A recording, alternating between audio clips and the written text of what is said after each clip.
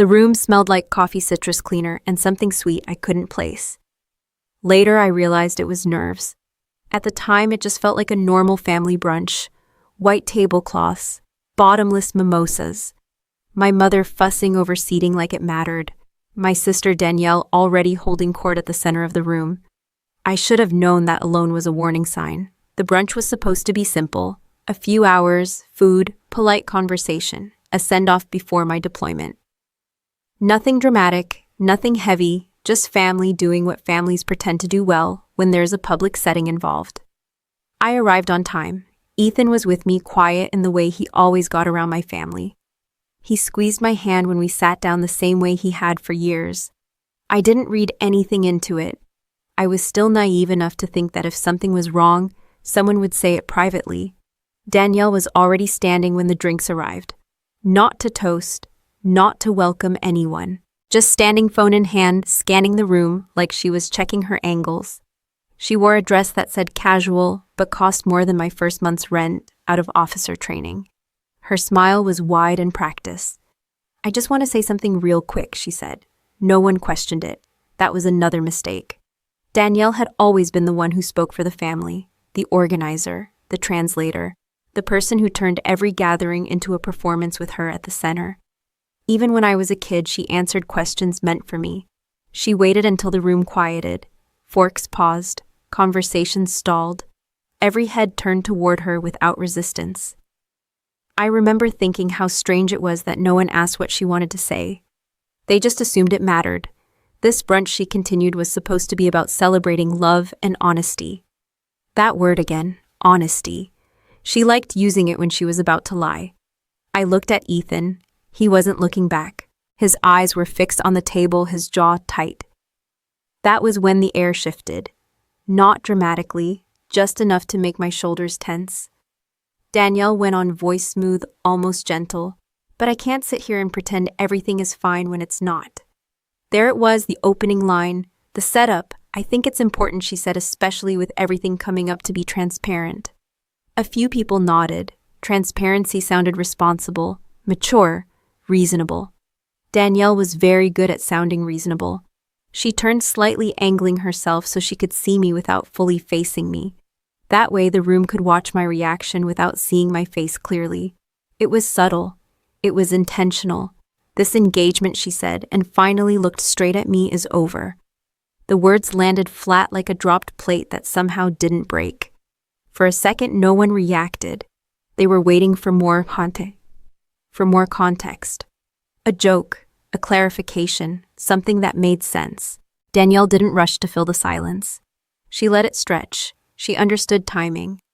"There are things people don't see," she added. "Things that aren't appropriate to ignore." My mother's hand flew to her mouth. Someone at the far end of the table whispered my name. I didn't turn. I didn't need to. I could feel the room closing in. Danielle kept going. Pressure changes people. Stress changes people.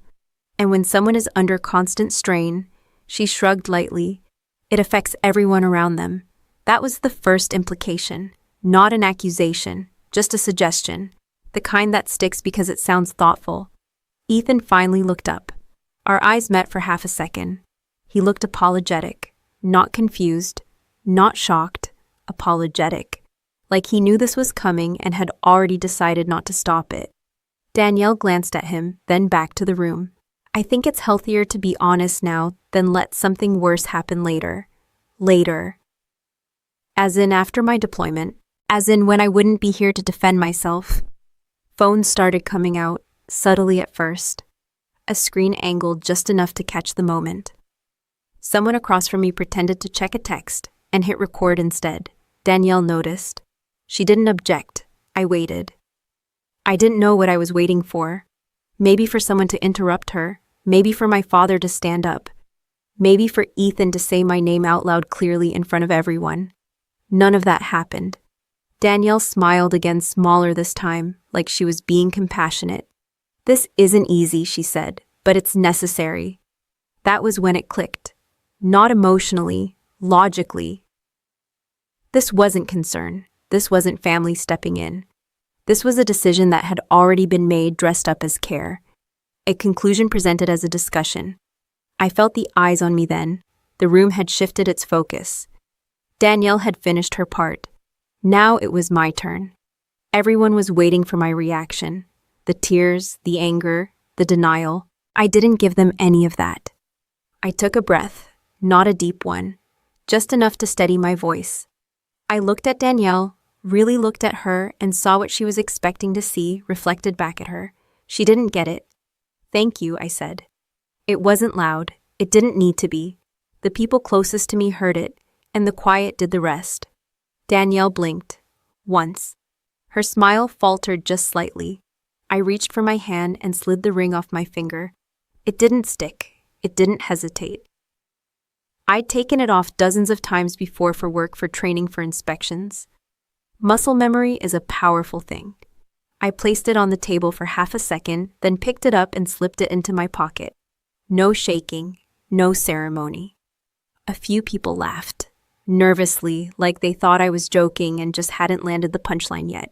"I appreciate the honesty," I said, still looking at Danielle. "Really?" Ethan shifted in his seat. He opened his mouth, then closed it. That told me everything I needed to know about where he stood. I pushed my chair back. The sound cut through the room sharper than anything Danielle had said. That finally got a reaction. Conversation stopped completely now. No whispers, no clinking glasses. Danielle watched me closely. She was waiting for the crack, the part where I lost control, the moment she could point to later and say, "See, this is what I was talking about." I picked up my bag and stood. "Enjoy brunch," I said to no one in particular. For a brief moment, Danielle looked confused, then annoyed, then something else, something like uncertainty. I turned toward the exit and walked past the table without looking back. The doors closed behind me with a soft click, sealing in the sound of a room that didn't know what to do next. Outside, the air was cooler, quieter. I stood there for a second, feeling the weight of my phone in my pocket, the ring pressing against the fabric, and the strange calm that had settled in my chest. Not relief, not anger, clarity. I started walking toward my car, already aware that whatever Danielle had planned for inside that room hadn't gone the way she expected. My hand was still on the car door handle when my phone started vibrating in my pocket. I didn't check it. I already knew who it was from, and more importantly, I knew what it would sound like. Confusion, damage control, someone trying to regain control of a situation that had slipped out of their hands. I got in the car, closed the door, and sat there for a moment without starting the engine. The ring pressed against my thigh through the fabric of my pants, a small solid reminder that something had changed in a way no one inside that restaurant understood yet. I didn't cry. That surprised me, but it didn't worry me. Crying would have made sense years ago. Today it felt unnecessary. What I felt instead was focus, the same kind that used to settle in before inspections. Or briefings, when there was no room for emotion, only decisions. The phone buzzed again. Then again, I started the car and pulled out of the parking lot. At the first red light, I glanced down. 4 missed calls, 2 texts, all from Danielle, none from Ethan. That also told me everything I needed to know. The messages were short and carefully worded. She hadn't gone straight to anger yet. That would come later. "Can we talk?" I didn't mean for it to come out like that. "You walked out before we could explain." Explain. As if what she'd done required clarification rather than accountability. I put the phone face down on the passenger seat and kept driving. By the time I got home, the calm hadn't worn off. If anything, it had settled deeper. My apartment was quiet the way I liked it. No photos of Ethan on the walls. No shared furniture. That had been my rule from the beginning. He joked about it once, said it made him feel like a guest. I'd brushed it off. Now I was glad I hadn't compromised on that too. I dropped my keys in the bowl by the door and took off my shoes. The simple routine grounded me. This was my space, not my sister's, not my family's, mine. The phone buzzed again, this time with a different tone. A text from my mother. "What just happened?" I read it once, then set the phone down without responding. Not because I didn't care, but because I understood something my mother didn't yet. Any response right now would be used, repeated, reframed, passed around like evidence. I wasn't going to give anyone material. I changed clothes, poured a glass of water, and sat at the small kitchen table where I usually reviewed notes or packed for trips. My deployment checklist was still spread out half completed. I looked at it differently now, not with dread or excitement, but with awareness. Everything I did in the next few days mattered. Another vibration. This time it was Ethan. I didn't know she was going to say it like that. I almost laughed. Not because it was funny, but because it was so predictable. He hadn't said she was wrong. He hadn't said he disagreed. Just that the delivery hadn't matched his expectations. I typed a reply, then deleted it. Typed another, deleted that too. Instead, I locked the phone and slid it into a drawer. Silence can be uncomfortable for people who are used to controlling the conversation. I knew that from work. I'd seen it in briefing rooms and negotiations and moments when someone realized they were no longer steering the outcome. Danielle was used to being answered immediately, explained to, appeased. She wasn't getting that from me. An hour later, there was a knock at my door. Sharp, confident. The kind of knock that assumes it will be answered. I didn't move. The knock came again, louder this time. Rebecca Danielle called through the door, using my full name, like she was the reasonable one. "We need to talk." I stayed seated, hands folded on the table, listening to her breathe on the other side of the door. She wasn't angry yet. She was unsettled. That was new for her. "This isn't how adults handle things," she continued. Walking out like that made it worse. There it was, the reframing. In her version, I was the one who had caused disruption, not the public announcement, not the implications, my refusal to play along. I stood and walked to the door, not to open it, but to make sure she could hear me clearly. "I heard everything you said," I replied, my voice even. "I don't have anything to add." There was a pause, then a sharp exhale. "You embarrassed Ethan," she said. "You embarrassed the family," I almost corrected her. Almost pointed out that embarrassment requires participation. I'd opted out. Instead, I said, "I'm not discussing this." Her tone shifted immediately. The concern dropped. The edge came out. "You're being dramatic," Danielle snapped. "You think walking away makes you look strong. It makes you look unstable." I felt something then, not anger, but recognition. The word choice wasn't accidental. Unstable wasn't something you said lightly, especially not about someone in my line of work. "I'm asking you to leave," I said. She laughed short and sharp. "You don't get to control this." I didn't respond. I didn't need to. After a moment, her footsteps moved away from the door. I waited until I heard the building door close before I exhaled fully. I went back to the kitchen table and sat down again. My hands were steady. That mattered to me. It told me I was still in control of myself, even if the situation itself was shifting. That night, I slept without setting an alarm. When I woke up, my phone had 23 new notifications. Messages from extended family, a voicemail from my aunt, a missed call from a number I didn't recognize, likely someone who'd been at the brunch and suddenly felt entitled to clarity. I didn't return any of them. Instead, I made coffee and opened my laptop. Not to vent, not to scroll. To look at my calendar, my work email, the practical parts of my life. That hadn't changed just because my sister had decided to rewrite the story. There was an email waiting from my unit's administrative office. Neutral subject line, routine language. "Please confirm your availability for a brief check-in this week." I read it twice. On its own, it meant nothing. These things happened all the time. But timing is rarely meaningless. I closed the laptop without replying right away. For the first time since I'd walked out of that brunch, I allowed myself to acknowledge what this actually was.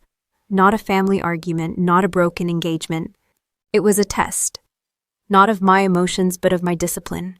Of whether I would react the way Danielle had predicted, or whether I would continue doing what I'd done my entire career when things got uncomfortable. Pause, observe, choose carefully. I picked up my phone, scrolled past the unanswered messages, and drafted a single response. Not to Danielle, not to Ethan, to my commanding officer confirming my availability and nothing more. Then I hit send. Whatever Danielle thought she'd started in that room, it wasn't contained there anymore. I closed the laptop and leaned back in my chair, letting the quiet settle. The apartment felt smaller than it had the night before, not because anything had changed inside it, but because something old had surfaced and refused to stay buried.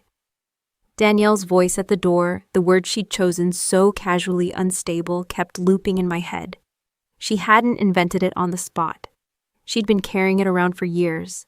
Growing up, Danielle was always the interpreter of the family. If I spoke, she rephrased. If I hesitated, she filled the silence. Teachers asked her questions about me even when I was sitting right there. Relatives congratulated her when I did well, like my achievements were shared property, and she was the spokesperson. I learned early that pushing back created friction, and friction made everything harder. So I adjusted. I listened more than I spoke. I answered when asked. I didn't volunteer information unless it was necessary. Adults called it maturity. Danielle called it weakness. When I was 10, she decided I was shy. Not quiet, not observant, shy. The word stuck because she repeated it often enough. At family gatherings, she'd say things like, "Rebecca doesn't like attention," while standing directly in front of me, blocking anyone who might ask otherwise. I stopped correcting her after a while. It didn't seem worth the effort. By the time we were teenagers, the pattern had hardened. Danielle was expressive, emotional, dramatic, in a way people found entertaining. I was steady, consistent, forgettable, unless something went wrong. When she cried, people rushed in. When I stayed calm, people assumed I didn't need anything. My father admired discipline. He'd served long enough to believe control was character. He never said it outright, but I could tell he was relieved that one of his daughters didn't make noise. Danielle learned quickly how to perform concern when it suited her. I learned how to disappear without actually leaving the room. When I told the family I wanted to join the Air Force, Danielle laughed first, not cruelly, lightly, like I'd suggested something unrealistic. "You," she said, "you hate confrontation." I didn't correct her then either.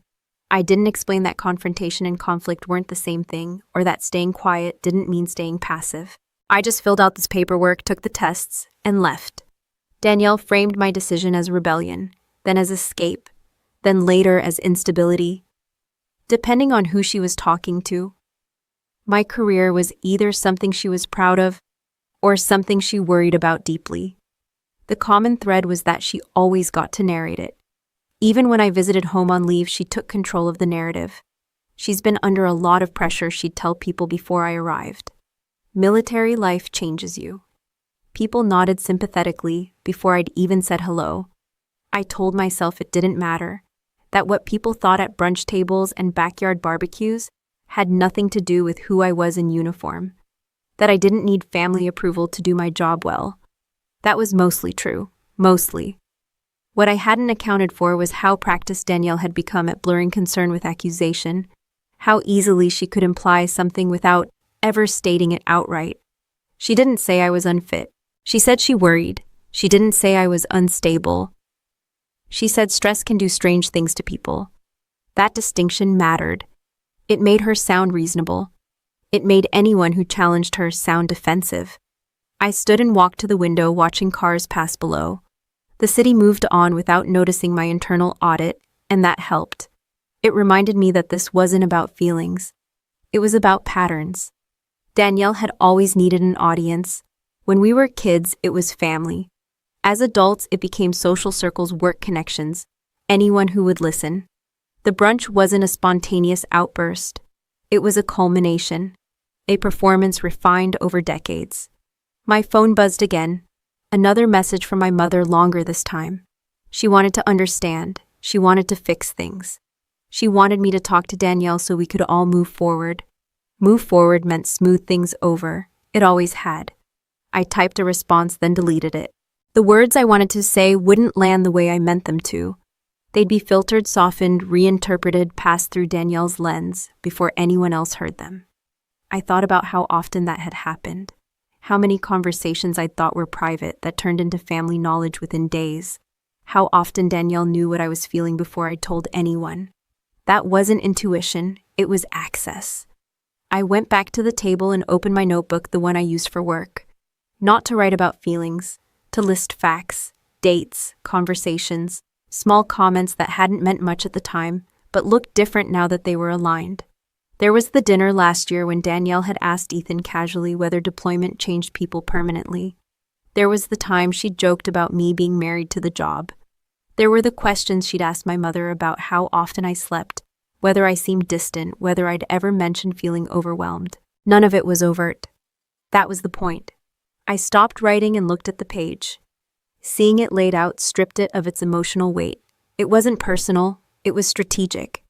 That realization didn't make it hurt less, but it did make it clearer. Danielle hadn't been reacting to my engagement.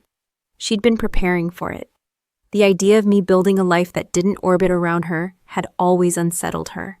Ethan hadn't been chosen by accident. He was accommodating, conflict avoidant, easy to influence if you framed things as concern. I closed the notebook and sat back again. For years, I'd told myself that distance was enough, that by staying focused on my work and keeping my personal life compartmentalized, I could avoid family drama without confronting it directly. That assumption no longer held. My phone buzzed once more this time, with a calendar reminder for an upcoming unit meeting. Familiar, grounding. The contrast between that and the noise from my family felt stark. I stood stretched and grabbed my jacket. I needed air movement, something physical to anchor me. As I stepped outside, the late afternoon sun hit my face sharp and clear. Whatever Danielle thought she'd exposed at that brunch, it wasn't weakness. It was distance she'd never understood how to manage. The building was quieter than usual when I walked in the next morning. That wasn't unusual in itself, but I noticed it anyway. Fluorescent lights hummed. Doors closed softly. Conversations stopped when people focused on screens. It felt like a regular workday, except my name had weight now in places it hadn't before. I checked in, logged my time, and moved through the routine without rushing. Routine mattered. It reminded everyone, including me, that this was still a professional environment, not an extension of whatever had happened over brunch. My inbox had a follow-up waiting. Same administrative tone, same neutral language. A brief check-in had turned into a scheduled meeting. No reason given, no implications stated. Just a date, a time, and a reminder to bring standard documentation. I didn't panic. Panic would have been out of character and, more importantly, unhelpful. At my desk, I reviewed files I'd already reviewed dozens of times. Training records, evaluations, clearance paperwork. Everything was in order. That didn't guarantee anything, but it mattered. In my line of work, preparation wasn't about expecting the worst. It was about being ready for anything without reacting like it was personal. The meeting wasn't dramatic. No accusations, no raised voices. 2 officers from administrative oversight sat across from me, polite and careful with their words.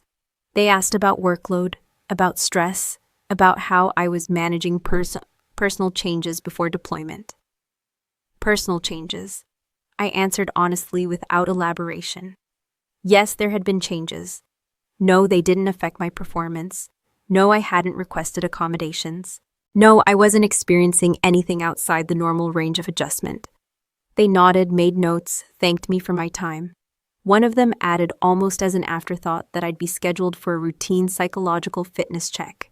Standard procedure, nothing to worry about. I'd heard that line before. It was usually true, usually. I left the room with my posture unchanged, but something had shifted internally. Not fear, calculation. The kind that comes when you realize a private matter has crossed into a professional space and the rules are no longer informal. Back at my desk, I worked.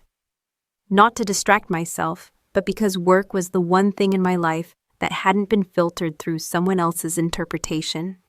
Numbers didn't care about family dynamics. Schedules didn't gossip. By mid-afternoon, the whispers started. Not overt, just the subtle cues you learn to recognize over time. A colleague asking if everything was okay but phrasing it carefully. Another mentioning offhandedly that someone had heard I was dealing with a lot. I asked where they'd heard that. They shrugged. Nowhere specific, just conversation. Conversation travels faster than facts. I didn't correct anyone, not because I didn't want to, but because correction without context creates more questions. I stuck to the same response every time. I was fine. Everything was on track. That night I sat at my kitchen table again. Laptop open, documents spread out. Not to build a case, to understand exposure. I made a list. Who had been at the brunch, who worked in adjacent circles, who talked to whom. It wasn't paranoia. It was mapping. Danielle had always been good at indirect influence. She didn't confront systems head-on. She nudged them, planted seeds, let other people do the repeating. I checked my email logs. Nothing overt, no direct accusations, just a few forwarded messages from weeks earlier, questions framed as concern. Have you noticed Rebecca seems distant lately? Do you think deployment stress is hitting her harder this time? They weren't addressed to decision makers. That was the point. They were addressed to people who talked. I leaned back in my chair and let that settle. This wasn't about getting me removed. Not yet. It was about creating noise. Enough noise to justify attention. Attention leads to scrutiny. Scrutiny slows things down. Delays create doubt. It was subtle, effective, familiar. I slept lightly that night, not from anxiety, but from awareness. Every small sound registered. Every thought stayed closer to the surface than usual. The psychological check came 2 days later. A standard office. Neutral decor. A professional who did not know me personally and didn't pretend to. She asked questions I'd answered before in other contexts. How was my sleep? How was my focus? Did I feel supported? I answered plainly. No dramatics. No defensiveness. The truth didn't need polish. When it was over, she thanked me and said the results would be added to my file. I asked if there were any concerns. She said none at this time. At this time. That phrase lingered longer than it should have. Outside, I checked my phone. A missed call from my mother. Another message from Danielle. This one longer, more emotional. She said she was worried. She said she'd heard people were asking questions. She said she hoped I was taking care of myself. I stared at the screen, then set the phone down without replying. The irony wasn't lost on me. The same behavior she was using to position herself as concerned was the behavior that had created the situation in the first place. Later that week, my deployment timeline was adjusted, not canceled, not denied, just delayed pending routine clearance confirmation. No explanation beyond that. I signed the acknowledgement without comment. That was the moment it became real, not because I was at risk of losing my career. I wasn't. But because someone outside the system had managed to touch it at all. That didn't happen by accident. I met with my commanding officer briefly. He didn't accuse. He didn't reassure. He simply stated facts. Reviews were ongoing. Processes were being followed. My record spoke for itself. You haven't done anything wrong, he said. I nodded. I know. Then don't, he added, meaning, don't overreact. I wouldn't have even if he hadn't said it. Walking back to my car afterward, I felt the weight of something I hadn't allowed myself to name yet. Not betrayal, not anger, risk. Family drama was one thing. I'd managed that my entire life. But this had crossed into territory governed by policy documentation and interpretation. Places where perception could complicate reality if left unchecked. That didn't mean confrontation was necessary. It meant precision was. At home, I opened my notebook again and added a new column. Not emotions, not theories, just actions. Emails sent. Conversations overheard. Dates. I wasn't preparing to accuse anyone. I was preparing to understand the shape of the problem. Danielle's voice from the brunch echoed in my head. Her measured concern, her choice of words. I could hear it now for what it was. Not a slip, not impulse. A strategy that assumed I would either break down or explode. I closed the notebook and set it aside, already aware that staying quiet wasn't the same as staying passive. The notebook stayed open on my kitchen table longer than I expected. Not because I was obsessing, but because patterns don't announce themselves all at once. They surface quietly, piece by piece, once you stop telling yourself everything is coincidence. I started with dates, the brunch, the first administrative email, the casual comments from coworkers.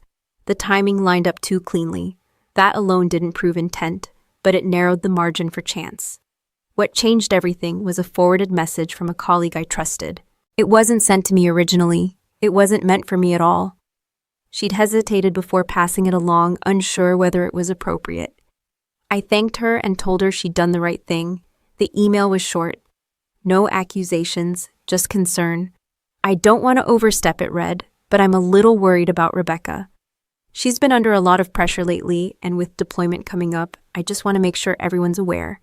No signature, no direct request, just enough to raise a flag without taking responsibility for it. I'd seen this before, not in my personal life, but in training scenarios. You don't have to lie outright to shift perception. You just have to frame the question the right way and let the system do the rest. I checked the metadata. The email had been forwarded twice before it reached my colleague. The original sender used a generic address, no name, no obvious connection, but the phrasing was familiar, soft, concerned, almost maternal. Danielle's voice stripped of tone. I didn't jump to conclusions, I verified, slowly, methodically. Another colleague mentioned a conversation she'd had weeks earlier before the brunch. Someone had asked her how I was holding up, whether I seemed different this year. The question hadn't felt threatening at the time. It felt like interest. Now it felt like a probe. I pulled phone records from my personal account, nothing dramatic, no constant calls, no late-night marathons, but there were patterns. Calls to my mother followed by calls to Ethan. Messages sent shortly before social gatherings. Danielle liked to prep her audience. The realization settled without fireworks. This wasn't damage control after the brunch. The brunch had been the reveal. The groundwork had been laid long before anyone clinked a glass. What bothered me most wasn't the betrayal. It was the efficiency. Danielle hadn't tried to sabotage my work directly. That would have been sloppy. Instead, she'd created an environment where scrutiny felt justified, where any routine check could be framed as concern, where delays could be blamed on process, not interference. She wasn't trying to destroy me, she was trying to contain me. I sat back and stared at the ceiling, letting that sink in. Control had always been her currency. As kids, it was social. As adults, it had become narrative. Now she was testing whether it could extend into institutions that didn't know her personally. That was a dangerous game. Not because it was illegal, but because it relied on repetition rather than truth. My phone buzzed again. Another message from Danielle. This one was longer, more emotional. She said she was worried about how all this might affect my career.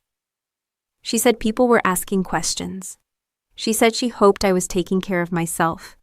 She didn't ask how she could help. She didn't ask what I needed.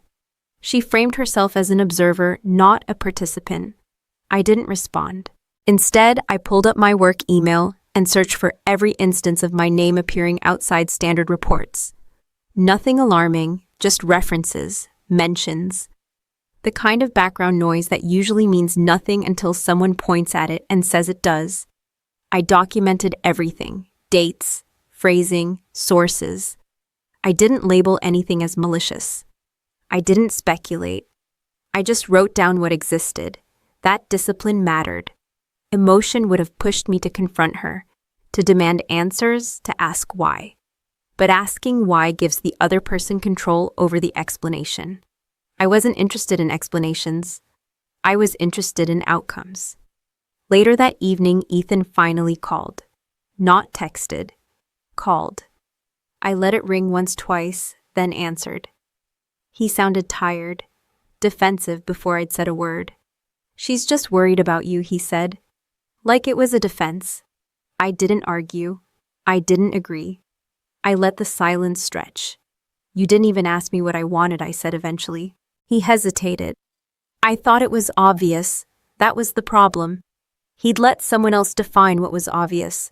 We didn't fight. There was nothing left to fight over. The engagement had ended publicly. Privately, it had ended much earlier in the space where he'd chosen comfort over clarity. When we hung up, I felt lighter, not heavier, one less variable. The next day, I met with an officer I trusted, not to accuse, to ask procedural questions, hypothetical ones. What happens when anonymous concerns surface? How they're handled? How often they escalate? He answered carefully, staying within bounds. He confirmed what I already suspected. Anonymous concern doesn't trigger punishment. It triggers attention. Attention triggers review. Review triggers delay. Delay is its own kind of damage. What would you do? He asked finally. I'd document, I said. And I'd stay professional. He nodded. That's usually enough. Usually. Another word that lingered. I walked out of that conversation clearer than I'd been in weeks. Danielle's plan wasn't complex. It didn't need to be.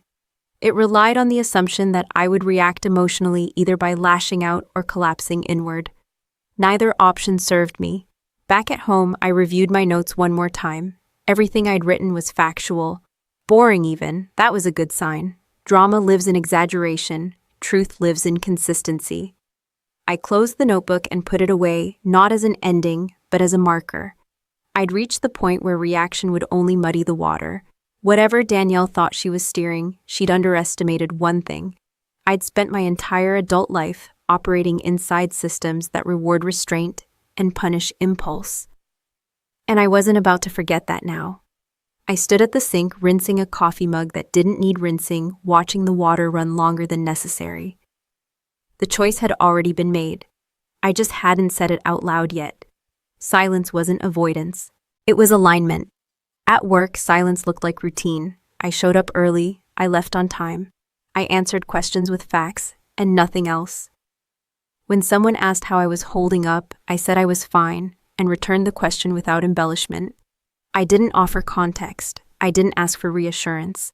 I didn't volunteer updates that could be interpreted as stress. That took effort. Not because I wanted to vent, but because silence invites projection. People fill gaps with their own assumptions. I was aware of that. I accepted it anyway. The psychological fitness report came back clean. No flags, no recommendations, just confirmation. I read it once, saved it, and moved on.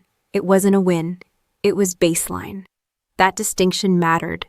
My deployment delay remained in place. Administrative, they said. Procedural. No one could tell me exactly how long it would last.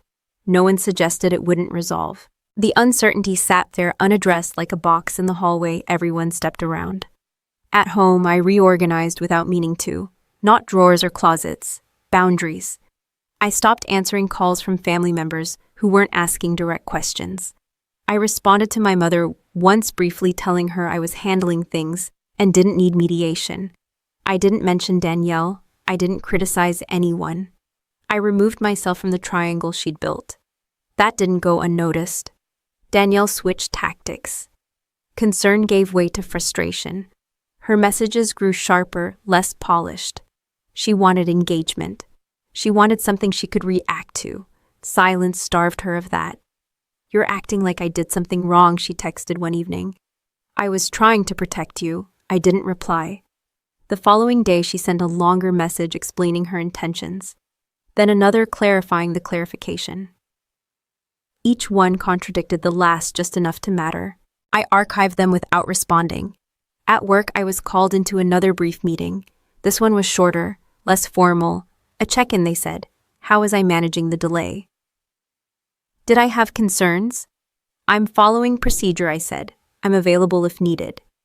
They nodded. That answer fit their expectations. Emotional responses complicate records. Neutral ones move things along. After the meeting, I walked the long way back to my office, taking the stairs instead of the elevator. It wasn't symbolic. I needed the movement, the feeling of progression without speed. I thought about how easy it would be to explain myself, to lay out the timeline, to point to emails and phrasing and coincidence that wasn't coincidence at all. I had the material, I had the clarity. I didn't have the need. In my experience, the fastest way to lose credibility is to sound eager to defend yourself. Systems listen differently when you don't ask to be heard. That afternoon, a colleague stopped by my desk. Someone I respected, someone who didn't gossip. "Off the record," she said, "you're handling this well." I nodded. "There's nothing to handle." She paused, then smiled. "Exactly. That night I ran longer than usual. Not to burn off anger, to settle my breathing. Physical exertion does what conversation can't. It narrows the world to what matters right now. When I got back, my phone was buzzing. Danielle again. Missed calls this time. 3 in a row. I didn't listen to the voicemail. I didn't need to. The frequency told me enough. Silence had shifted the balance. She was no longer narrating with confidence. She was reacting, trying to regain footing. The next morning, I received an email copied to several recipients. Danielle had reached out to someone in my extended professional circle. She framed it as concern again, asked whether I seemed overwhelmed, whether anyone had noticed changes. The reply was polite, non-committal. It didn't give her anything to work with. I saved the exchange and closed the file. Later, my mother called. I answered this time. She's upset, my mother said without preamble. She feels shut out. I kept my voice level. That's her feeling. She's worried about you, I know. Can you just talk to her for the sake of peace? Another word that meant smoothing things over without addressing the cause. I'm at peace, I said. I'm not interested in performing it. There was a long pause on the line, then a sigh. I don't understand why you're being so distant. I considered correcting her, telling her distance wasn't new, that I'd been managing this dynamic my entire life, that what had changed wasn't my behavior, but my refusal to explain it. Instead, I said I'm focused on my responsibilities. We ended the call without resolution. That was fine. Resolution didn't require agreement. Days passed. The delay remained. The review process continued at its own pace. Danielle's messages slowed, then surged, then slowed again.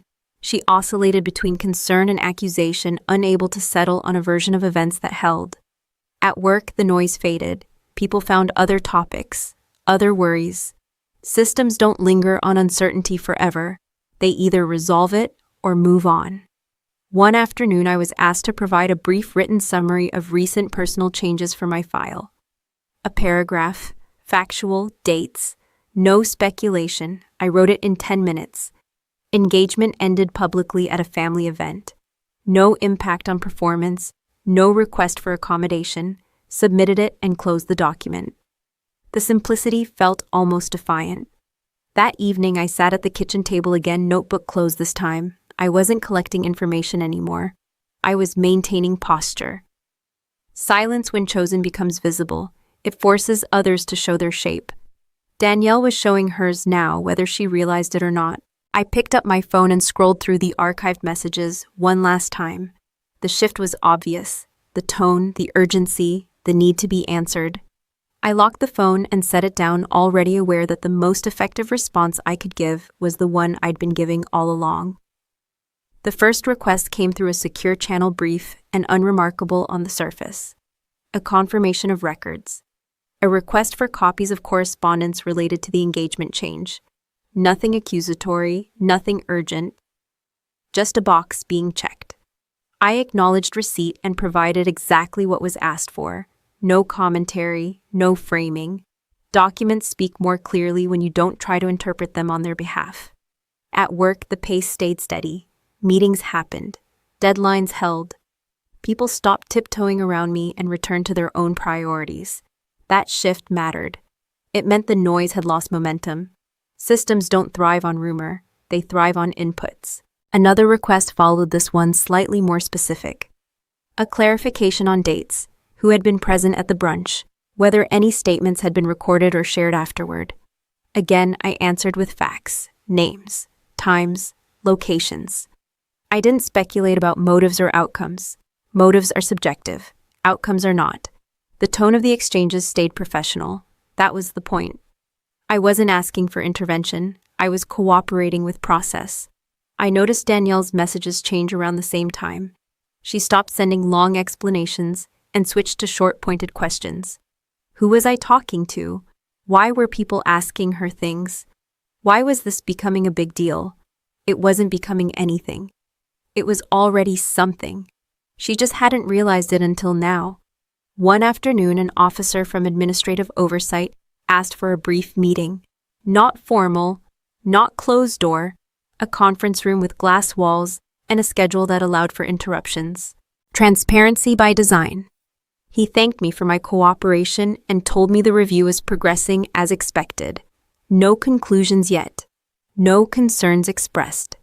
He asked if I had anything to add. I didn't. That wasn't evasion. It was accuracy. Everything relevant had already been submitted. He nodded, satisfied. That helps, he said. It did. Silence paired with completeness is efficient.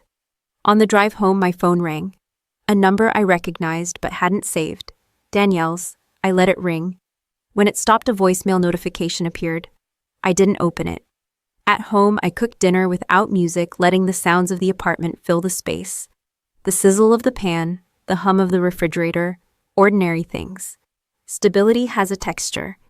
Another message arrived, this time from a family group chat I'd muted weeks earlier. Someone asked if everything was okay. Someone else replied before I could, saying Danielle was handling it. Handling what exactly? I archived the thread. The next morning, a colleague mentioned casually that someone had asked him about me at a social event. Whether I seemed stressed, whether he'd noticed changes. "What did you say?" I asked. "That you're the same as always," he replied. "Focused. Boring, if anything." I smiled. Boring is an asset. That afternoon, the procedural review expanded slightly, a standard step, additional documentation requested, not because of suspicion, but because of volume. When questions circulate, answers follow. I provided more records, training evaluations, performance summaries, commendations, not as a defense, as context. Danielle sent another message that evening, sharper than the last. "I don't know what game you're playing," she wrote, "but people are getting the wrong idea." I read it once and closed the app. The idea that this was a game told me how she understood it. Moves, counters, winning and losing. She was used to informal arenas where confidence carried more weight than evidence. This wasn't that. A few days later, my mother called again. I answered, expecting emotion. I got confusion. "Someone from your father's old unit asked about you," she said. "They said there were questions." "Questions about what?" She hesitated. "About what happened at the brunch." I let that sit. The brunch had traveled farther than Danielle intended.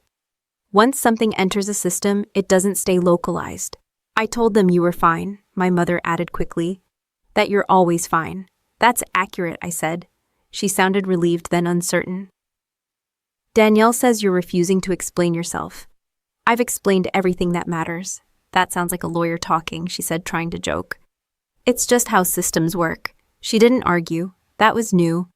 Later that week, an email came through confirming my deployment timeline would be reassessed shortly. No guarantees. No apologies. Just process. I acknowledged receipt. Danielle's messages stopped for 3 days. When they resumed, the tone had changed again. Less accusatory, more conciliatory. She wanted to meet, in person, just us. I didn't respond. At work, I was asked to provide a written statement summarizing my understanding of recent events. Not a defense, a record. The language was precise. It mattered. I wrote plainly, dates, actions, impact, no adjectives, no conclusions. I submitted it and returned to my tasks. The efficiency of it surprised me, not because it was easy, but because it was clean. There was no emotional residue clinging to the facts once they were laid out properly. That night, I ran again, longer this time. Not to escape, to stay sharp. Clarity requires maintenance. When I got back, my phone showed a missed call from Danielle and a text that followed immediately after. "They're asking me questions now," she wrote. "This has gone too far." I set the phone down and washed my hands. The idea that questions equaled harm revealed something important. She hadn't expected scrutiny to turn toward her. In her mind, concern flowed in one direction only. The next request arrived the following morning, a copy of any messages received from family members. Related to the engagement or my mental state, optional but recommended. I opened my archive and selected everything relevant. The contrast was stark. Her shifting tone, her repeated use of the same phrases, the escalation as silence continued. I submitted the file without comment. At midday, my commanding officer stopped by my desk. He didn't sit, he didn't close the door. "Everything is moving," he said. "The way it should," I nodded. "You've handled this by the book." I didn't see another option. "There were others," he said. "You just didn't take them." He left it at that. In the afternoon, a colleague forwarded a message she'd received from Danielle. It was defensive, rambling, inconsistent with what she'd told others. "I thought you should see this," my colleague said. It didn't feel right. I thanked her and added it to the file. By the end of the day, the shape of the situation had changed. Not dramatically, not publicly, But internally, the center of gravity had shifted. The questions weren't about me anymore. They were about the source of the questions. I packed up and left the building as usual, walking past the same security desk, nodding to the same guard. Nothing about the exterior of my life looked different. Inside, I felt something settle. Not satisfaction, not relief. Alignment. The system doesn't reward drama. It rewards consistency. And consistency applied long enough has a way of reordering the room. I noticed the change before anyone said it out loud. It showed up in small ways, the kind you only catch when you've spent years watching systems move. Fewer messages forwarded to me just in case. Fewer sideways questions phrased as concern. The air around my name started to thin. Danielle, on the other hand, got louder. She started calling people directly instead of relying on hints. Old friends, distant relatives, anyone who had been at the brunch or heard about it secondhand. She wanted to explain. She needed to clarify. She needed to get ahead of whatever she thought was happening. That was her mistake. When you shift from implication to explanation, you create records. When you explain too much, you contradict yourself. I didn't hear about most of it directly. It came to me the way things always do when people sense imbalance. Carefully, with disclaimers. I wasn't sure if this mattered, someone would say, but it felt off. A neighbor forwarded a message where Danielle described the brunch as an intervention. A cousin mentioned a call where she'd said Ethan had been scared of me. A former co-worker of hers reached out to ask why Danielle had implied I was being evaluated for serious issues. Each version was slightly different. Not enough to be obvious, enough to be detectable when laid side by side. I didn't comment, I didn't correct. I thanked people for letting me know and documented everything. At work, the procedural review continued without urgency. That was telling. When something is truly concerning, timelines tighten. This one didn't. It expanded outward instead, pulling in context rather than narrowing focus. One afternoon, an administrator asked me a question that hadn't come up before. Have you been contacted directly by anyone attempting to influence how the situation is perceived? It wasn't an accusation, it was a clarification. Yes, I said, multiple times. I didn't name Danielle. I didn't need to. The system already knew who to ask about next. Outside of work, the fallout became more visible. Danielle's social presence shifted. Posts deleted. Comments turned off. She started reaching out to people she hadn't spoken to in years, trying to reestablish connections quickly. That kind of scramble never looks confident. My mother called one evening, quieter than usual. She's upset, she said. She says people are questioning her. I didn't respond immediately. They're asking her to explain herself. My mother continued. She doesn't understand why. I almost smiled. Almost. She's not used to being asked questions, I said. That sounds harsh. It's accurate. There was a pause. Then my mother sighed. She says you're doing this to punish her. I leaned back in my chair. I'm not doing anything. That's what's scaring her. That made sense. Control depends on reaction. When reaction disappears, control feels like it's slipping even if nothing has changed. A few days later, I ran into someone from the brunch at a local grocery store. We stood in line together, surrounded by carts and fluorescent lighting. Normal life. I wanted to say something, she said quietly. About that day. I waited. At first I thought you were in shock, she admitted. But then I kept hearing different versions of what happened.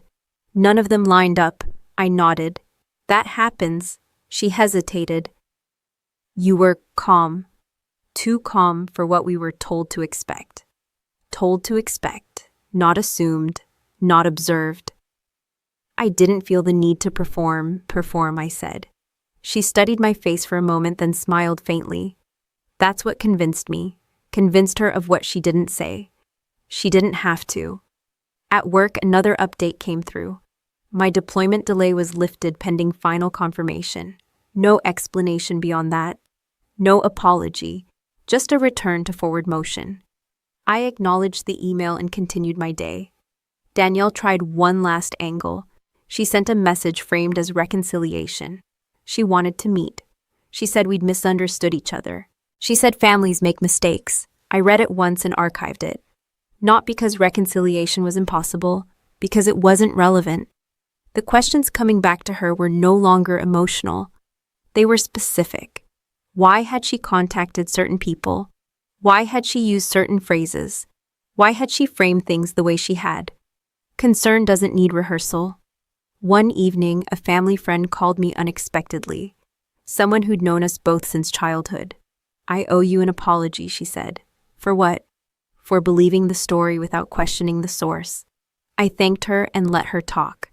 She explained how Danielle had called her weeks before the brunch planting concern, how the narrative had sounded plausible until it didn't. She kept saying you were under a lot of pressure, the friend said. But every time I asked what you'd done that worried her, she got vague. Vagueness is only effective when it goes unchallenged. The friend lowered her voice. She's been calling people nonstop, trying to get everyone on the same page, but there is no same page anymore. I hung up and sat quietly for a moment, absorbing the shift. Not triumph, not vindication, just recognition. At work, the review wrapped up the way most do, without ceremony, without announcement. Files closed, notes archived. Life moved forward. No one pulled me aside to congratulate me. No one apologized for the inconvenience. That wasn't how systems worked. They corrected and continued. Outside the system, though, the correction rippled. Danielle's world had depended on narrative alignment. Once that fractured, she had nothing solid to stand on. Every attempt to reassert control only highlighted the inconsistencies she'd created. I crossed paths with Ethan once unexpectedly in a parking lot near my building. He looked tired, smaller somehow. "I didn't know it would turn into this," he said. I believed him. That didn't change anything. "It didn't have to," I replied. He nodded, eyes downcast. "I should have said something." "Yes," I said, and kept walking. That night, I sat on my couch, the city humming outside, and allowed myself a quiet assessment. Not of her, but of me. I hadn't raised my voice. I hadn't defended myself publicly. I hadn't tried to correct every false impression. I'd stayed within process, within fact, within myself. And in doing so, I'd watched something I'd never seen before. Danielle without a script. She was exposed not by confrontation, but by her own momentum. The speed at which she'd moved to explain, justify, and redirect had revealed the shape of her intentions far more clearly than any accusation could have. I didn't feel victorious. I felt finished. I didn't plan to be there. That was the part people misunderstood later. I hadn't marked the event on my calendar with any special intention, and I didn't wake up that morning thinking today was the day anything would shift. It was a community fundraiser Danielle had been involved in for years. One of those polished gatherings where everyone wears name tags and pretends they're not there to be seen. I went because I'd already agreed to go weeks earlier, back when attendance still felt like a neutral choice, back when avoiding things felt unnecessary. The venue was crowded when I arrived. Soft music, staged smiles, the usual hum of people networking under the cover of goodwill. I recognized faces from the brunch, from family circles, from overlapping social worlds that had suddenly become much smaller. Danielle was already there. She stood near the center of the room, animated, laughing a little too loudly. She looked confident at first glance, but I noticed what she couldn't hide. Her eyes kept scanning the crowd, not casually, checking, tracking reactions. She saw me within minutes. The smile stayed on her face, but it tightened.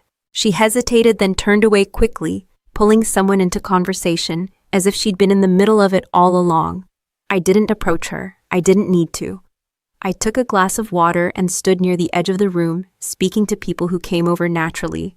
No explanations, no defenses, just normal conversation. That alone felt different. A woman I barely knew asked how I was doing with the deployment. I told her things were back on track. She nodded, relieved, and didn't ask follow-up questions.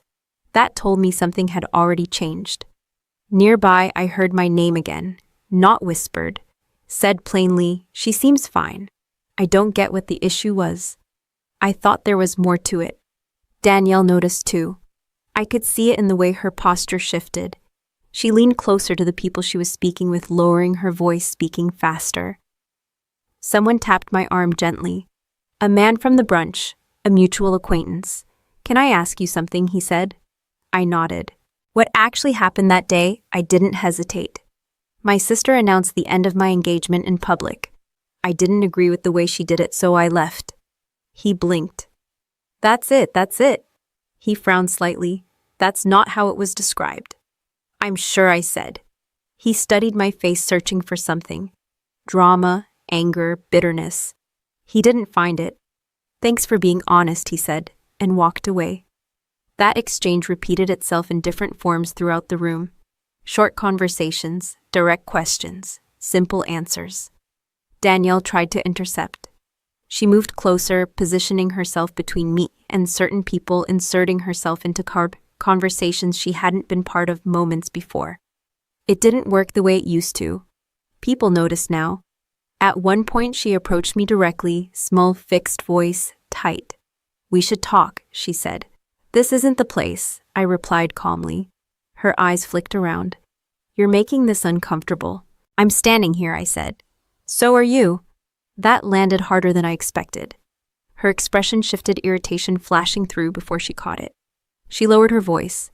People are getting the wrong idea. They're asking questions, I said. That's not the same thing. She straightened, visibly frustrated. You're enjoying this. I shook my head. I'm not doing anything. That was when someone interrupted us.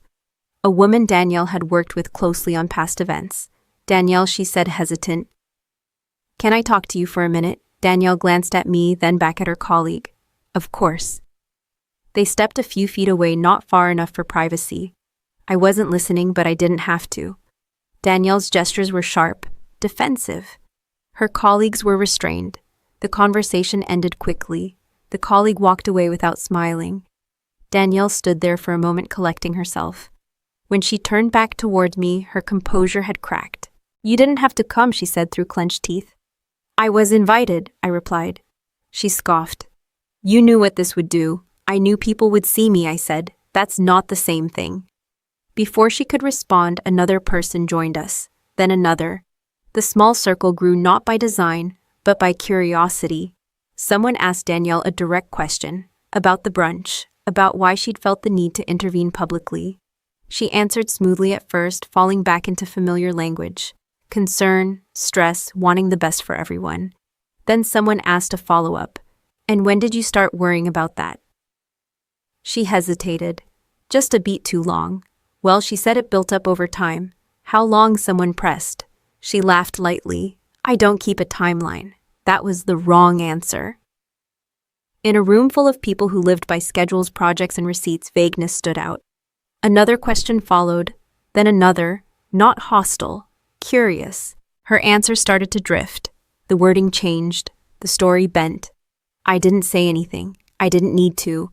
At one point, someone turned to me. Is that how you remember it? Yes, I said. Exactly as I described earlier. Danielle's head snapped toward me. That's not fair. I'm answering the question, I said. She looked around, searching for support. It didn't come. The energy in the room shifted. Conversation slowed. People stopped pretending not to listen. This wasn't a confrontation. No raised voices, no accusations, just a comparison between two versions of the same event. One version kept changing, the other didn't. Danielle tried to laugh it off. I think we're overthinking this, she said. Families have disagreements. That's true, someone replied. But this wasn't a disagreement. It was an announcement. Silence followed that, thick, unavoidable. Danielle's face flushed. She glanced at me again, this time with something close to panic. You could have stopped this, she said quietly. I didn't start it, I replied. She turned away abruptly and walked toward the exit, weaving through the crowd without saying goodbye to anyone. The room exhaled after she left. People dispersed slowly, conversations restarting in lower tones. A few approached me, some apologized, others simply nodded like something they'd suspected had finally settled into place. I accepted all of it with the same calm I'd carried in. Not because I was trying to prove anything, but because there was nothing left to explain.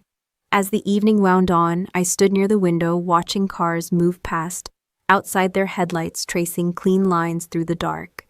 The fundraiser continued, music played, glasses clinked. Life didn't stop for Revelations. I finished my water, set the glass down, and checked the time. I still had an early morning. On my way out, I passed a small group whispering near the coat rack. One of them looked up and met my eyes. She smiled, almost embarrassed.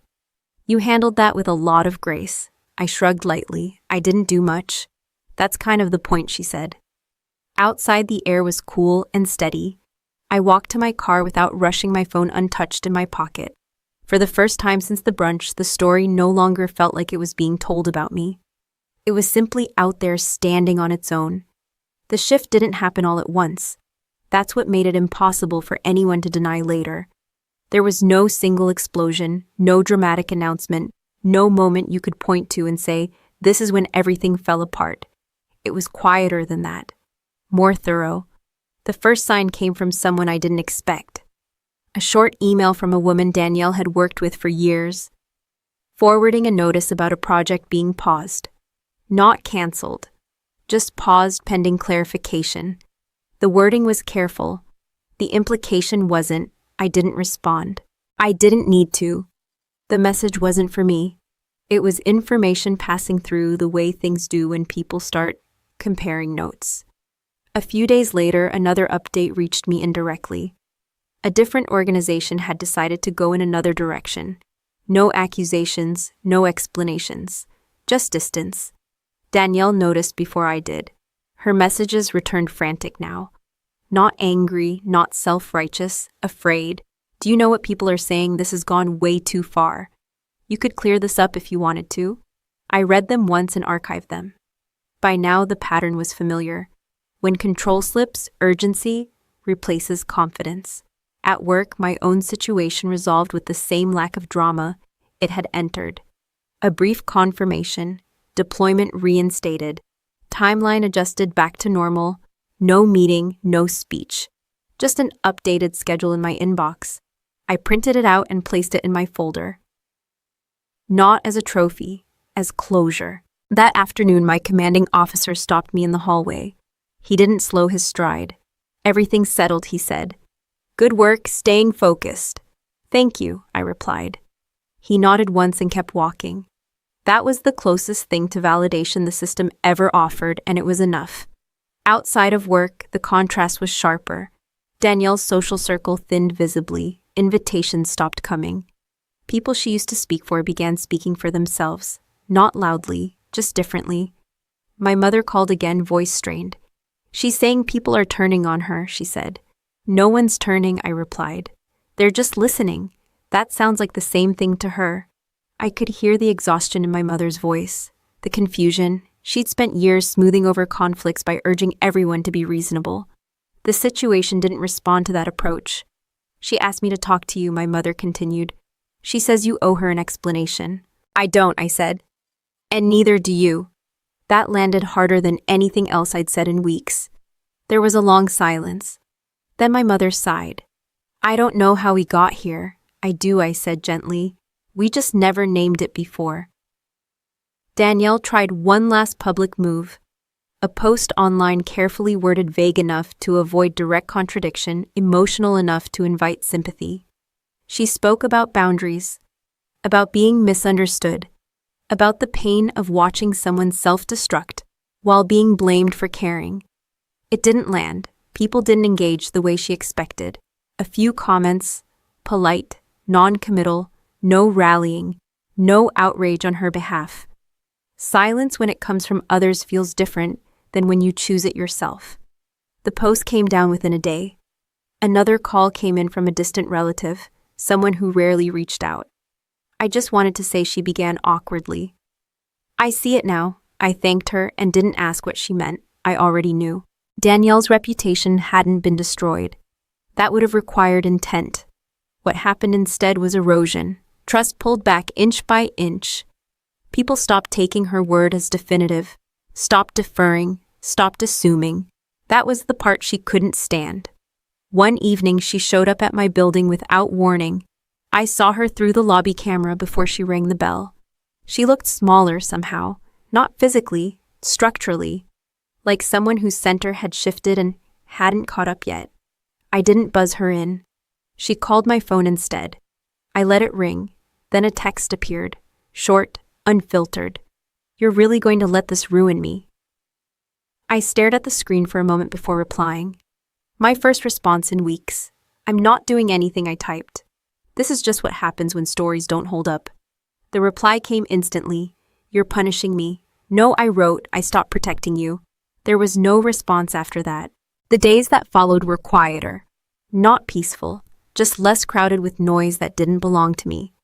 I packed for deployment without interruption, folded uniforms, checked lists, prepared the way I always had, methodically, without commentary. At a family gathering I attended briefly. Danielle wasn't there. No explanation was given. No one asked me about it. Conversation flowed around neutral topics: weather, work, someone's new house. Normalcy returned not as a celebration, but as absence. Someone pulled me aside before I left. She's having a hard time, they said. I know, I replied. You don't feel bad, I considered the question.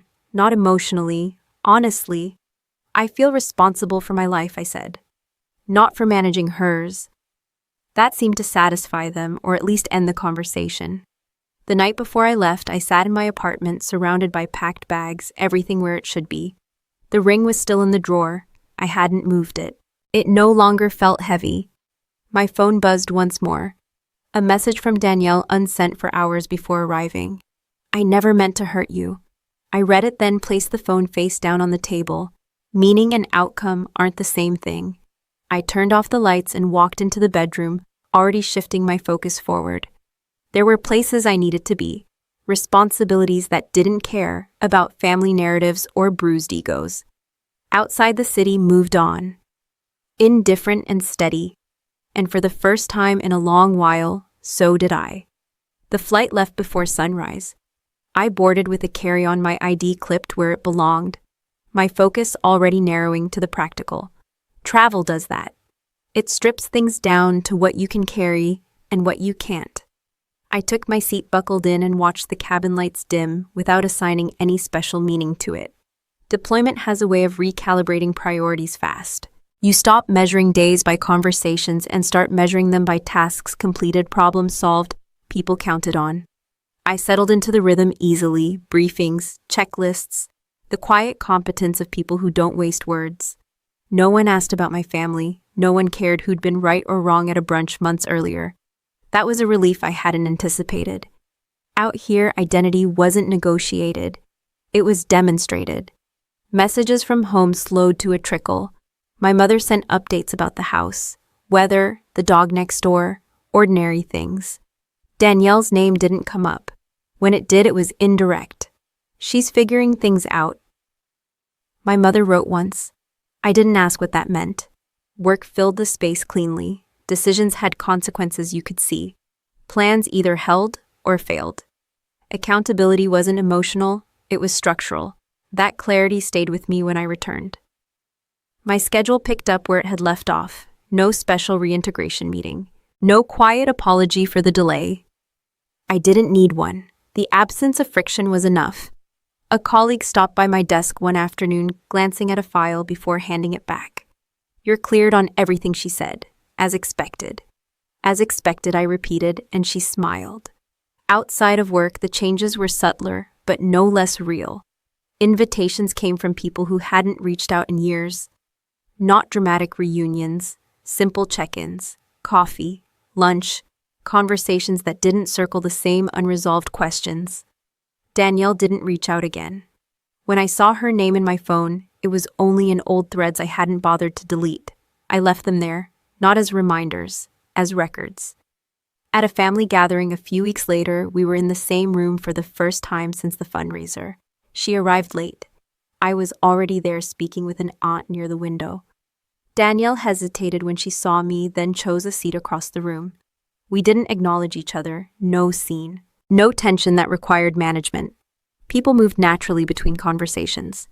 Someone laughed too loudly at a joke that wasn't that funny. Someone spilled a drink. Life went on. At one point, our eyes met briefly. Her expression was unreadable. Mine probably was too. Whatever we might have said to each other months earlier would have landed differently now, stripped of leverage. My mother hovered for a moment, then decided against intervening. That more than anything told me the family dynamic had shifted. Not healed. Shifted. Afterward, as I was leaving, a cousin caught up to me at the door. "You seem lighter," she said. "I stopped carrying things that weren't mine," I replied. She nodded like she understood even if she didn't fully. Back home, I unpacked slowly, not because I was tired, but because I wanted to put things back where they belonged. The apartment felt exactly the same as I'd left it. That consistency mattered. I opened the drawer and took out the ring for the first time in months. It looked smaller than I remembered, less symbolic. Just an object that had once represented a plan that didn't survive scrutiny. I didn't throw it away. I placed it in a box and labeled it with the date. Not for sentiment, for closure. Ethan emailed once, a short note. He said he hoped I was doing well. He said he'd learned a lot. He didn't ask for anything. I replied politely and wished him the same. That was enough. Professionally, things progressed the way they always had. New assignments, more responsibility, fewer explanations required. I was trusted not because I demanded it, but because I demonstrated it under pressure. One evening, a junior officer asked me how I stayed calm when things got personal. She phrased it carefully, unsure if the question crossed a line. "I don't confuse calm with silence," I said. "I choose when to speak." She nodded thoughtful and wrote that down. That distinction mattered.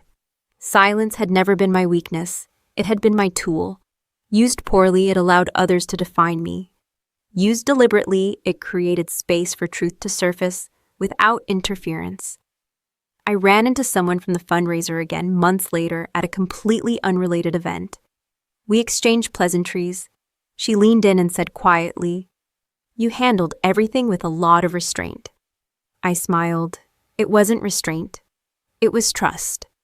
In systems that work when you let them," I said. She considered that, then laughed softly. "Most people don't have the patience for that." "Most people don't need to," I replied. On a quiet Sunday, I met my mother for coffee. Just us. No agenda.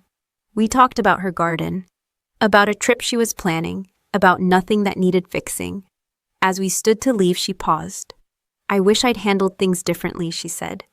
I didn't ask what she meant. "We all do," I replied. She squeezed my hand once, firm and brief. Driving home, I noticed how little space the past took up now. Not erased. Integrated. Part of the map, not the destination. I hadn't won anything. I hadn't lost anything essential either. What I'd done was remove myself from a story that depended on my reaction to exist. The rest had followed naturally. That night, I set my alarm for the morning and placed my phone face down on the nightstand. The city outside hummed at a distance, steady and indifferent. I fell asleep without replaying conversations, without drafting responses I'd never send, without bracing for the next move. My life was intact, and for the first time, it was entirely my own.